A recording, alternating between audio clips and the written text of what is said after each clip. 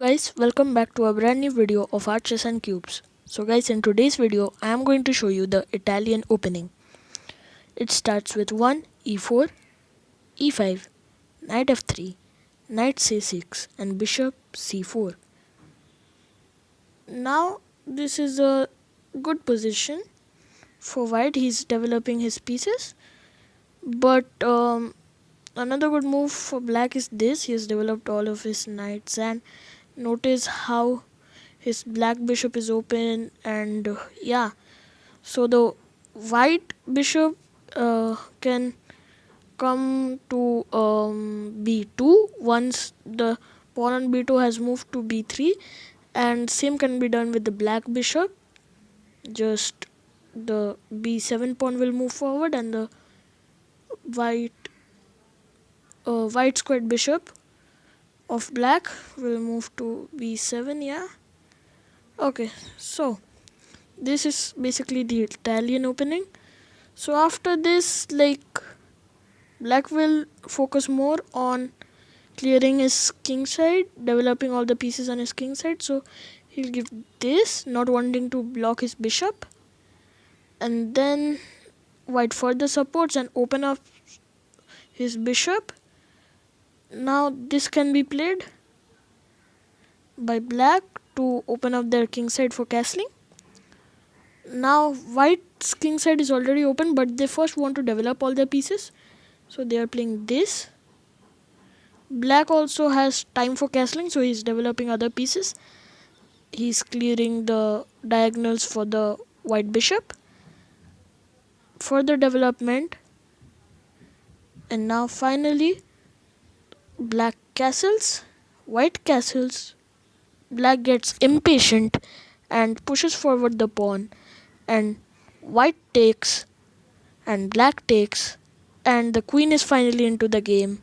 But notice how the light squared bishop of black is still undeveloped. It will take further one more move to develop it. Now white plays knight to d5, threatening the queen, and now queen will have to go back to this square d8, the beginning square. And now basically this is a good position for white, as black has still not developed his bishop. So controlling the center, rook e1, and now black plays knight to d4, knight captures, and then bishop captures, pawn forward, this goes back, and then finally this is pinned, this pawn on f2, so king moves unpinning, and then bishop to e6. This is a really good variation which I'm showing you right now. Now in hopes of like taking the rooks of white in a single file, the queen is moved so that the passage is clear between both the rooks, and black's bishop captures the knight. Then white bishop captures the black bishop, pawn moves forward, this goes back, pawn moves forward, captures, captures, captures, offering a trade.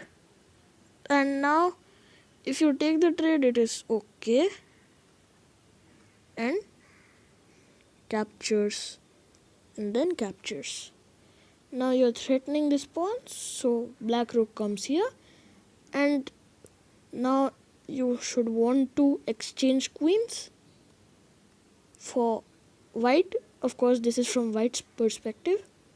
If you want me to make some videos from black's perspective, then please tell me in the comment down below.